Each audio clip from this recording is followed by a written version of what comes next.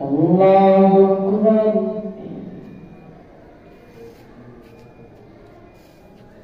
الحمد لله رب العالمين الرحمن الرحيم مالك يوم الدين إياك نعبد وإياك نستعين اهدنا الصراط المستقيم صراط الذين أنعمت عليهم غير المغضوب عليهم ولا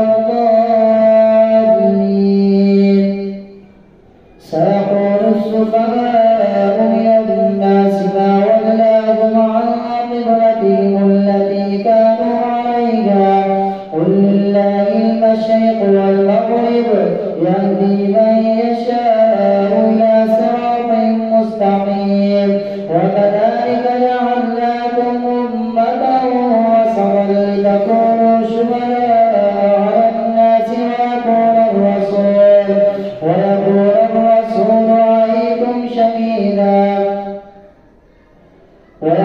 الرسول عليكم شهيدا. وكذلك جعلناكم أمة وسطا لتكونوا شهداء على الناس ويكون الرسول شهيدا.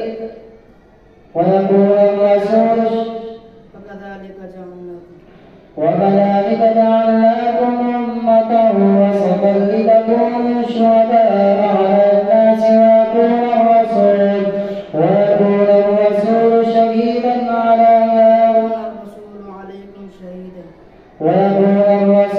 عليكم شهيدا. وما جعلنا القبلة التي كنت عليها إلا لنعلم من يتبع الرسول ممن ينقلب على عقبيه وإن كانت لكبيرة إلا على الذين هدى الله. وما كان الله ليضيع إيمانكم إن الله بالناس لرءوف رحيم. قد نرى تقلب وجهك في السماء فلنولينك قبلة ترضاها فول وجهك شطر المسجد الحرام وحيثما كنتم فولوا وجوهكم شطره وإن الذين أوتوا الكتاب ليعلمون أنه الحق من ربهم وما الله بغافل عما يعملون. ولئن أتيت الذين أوتوا الكتاب بكل آية ما تبعوا قبلتك وما أنت بتابع قبلتهم وما بعضهم بتابع قبلة بعض. ولئن اتبعت أهواءهم من بعد ما جاءك من العلم إنك إذا لمن الظالمين. الذين آتيناهم الكتاب يعرفونه كما يعرفون أبناءهم وإن فريقا منهم ليكتمون الحق وهم يعلمون. الحق من ربك فلا تكونن من الممترين. ولكل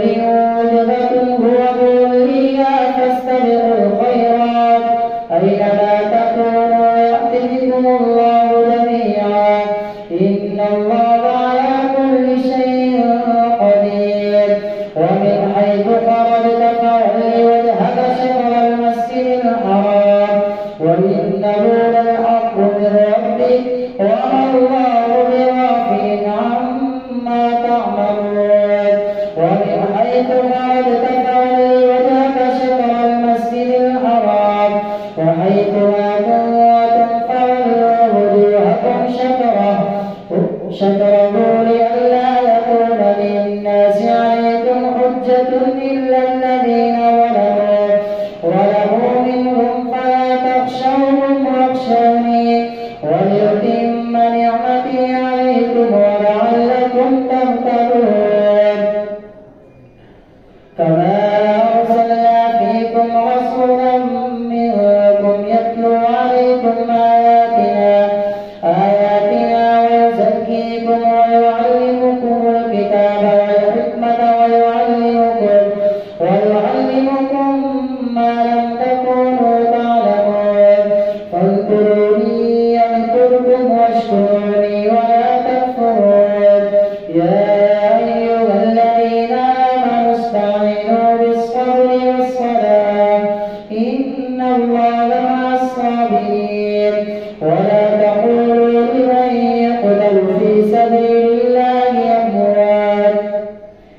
بل أحياء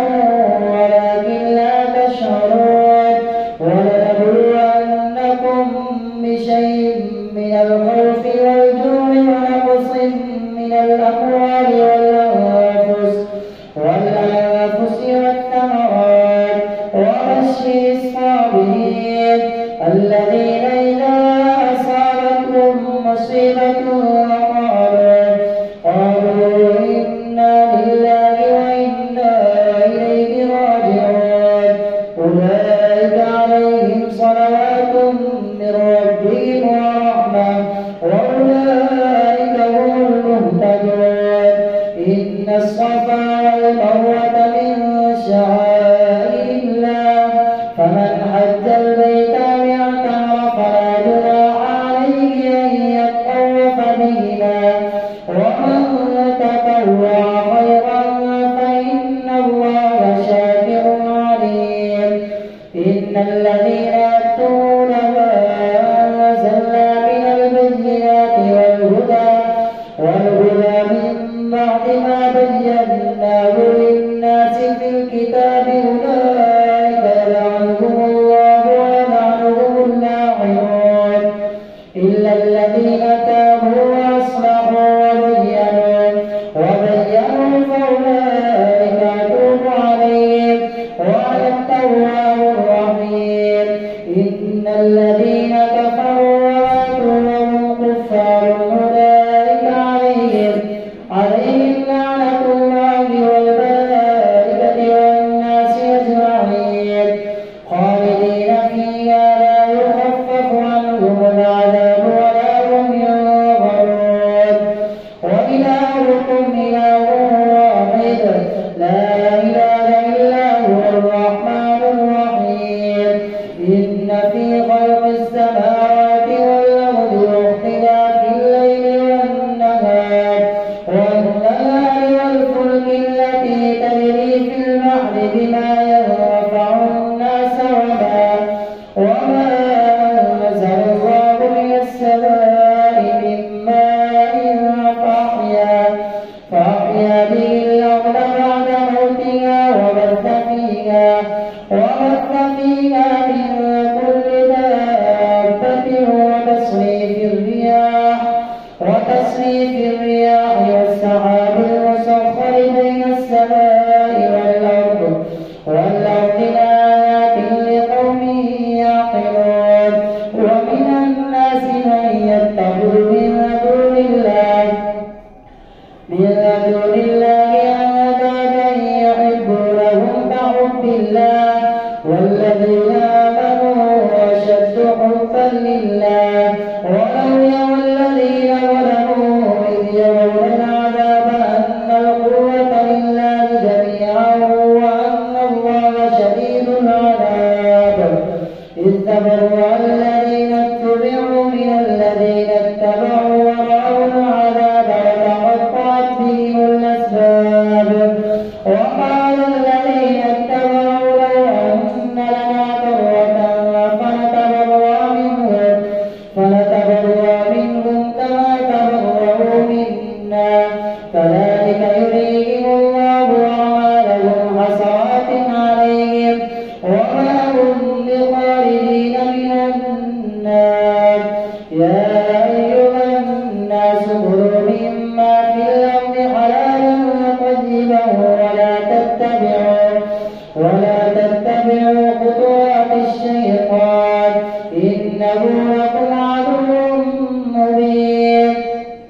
إنما يأمركم بالسوء والفحشاء وأن تقولوا على الله ما لا تعلمون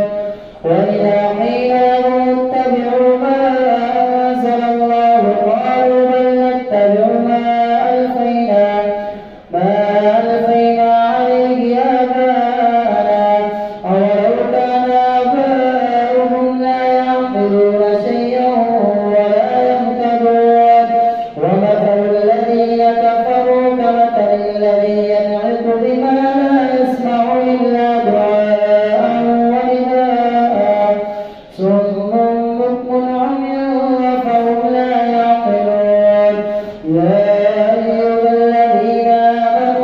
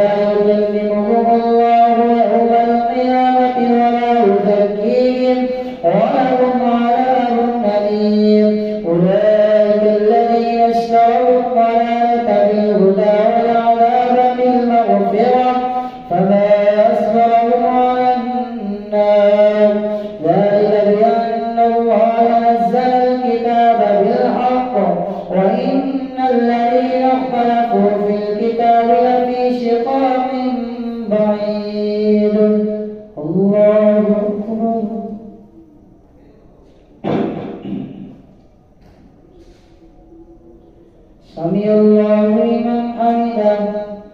الله أكبر الله أكبر الله أكبر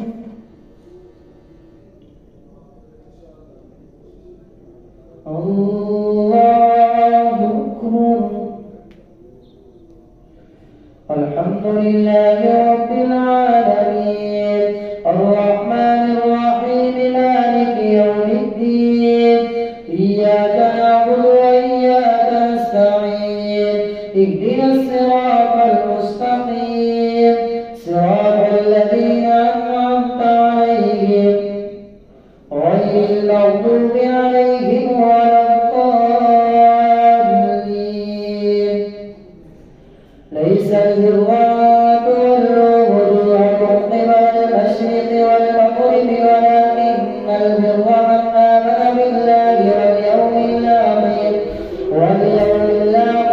والملائكة والكتاب والنبيين وآتى المال على حبه ذوي القربى واليتامى والمساكين وابن السبيل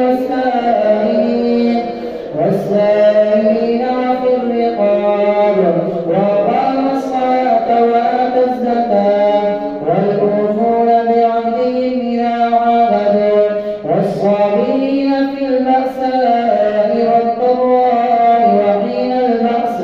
أولئك الذين صدقوا وأولئك هم المتقون يا أيها الذين آمنوا كتب عليكم القصاص في القتلى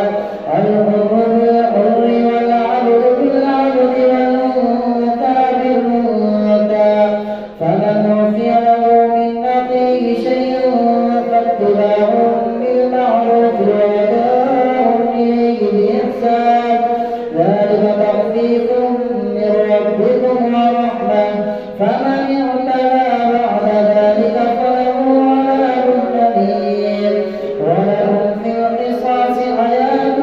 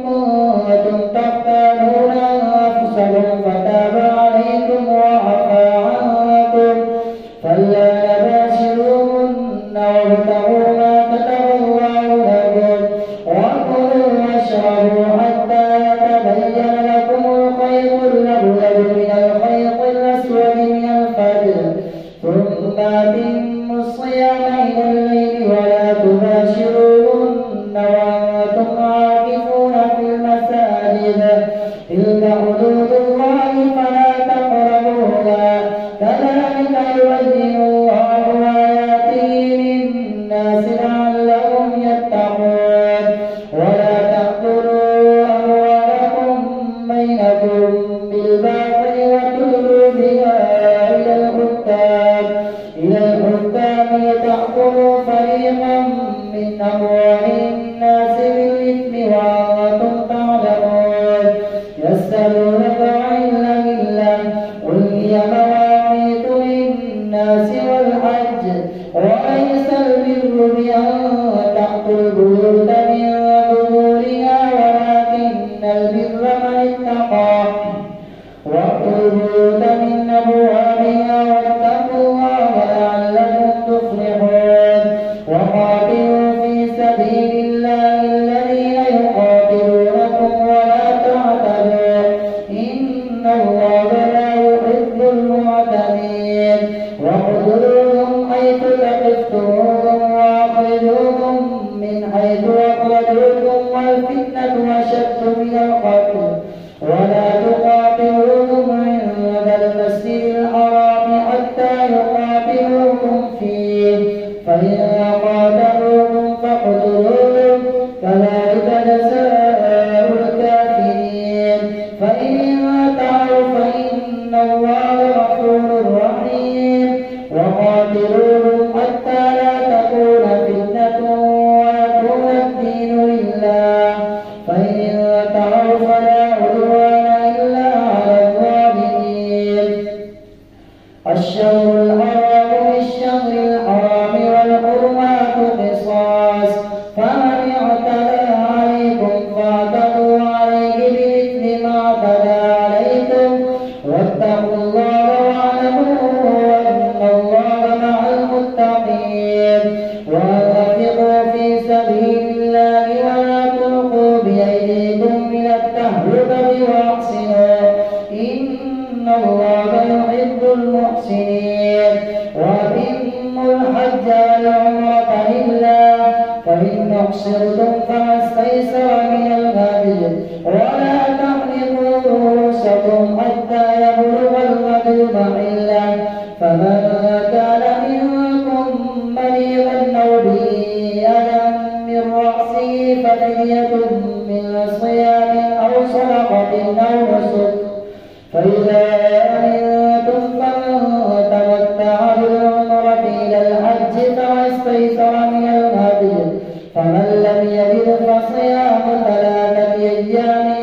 في الحج و7 إذا رجعتم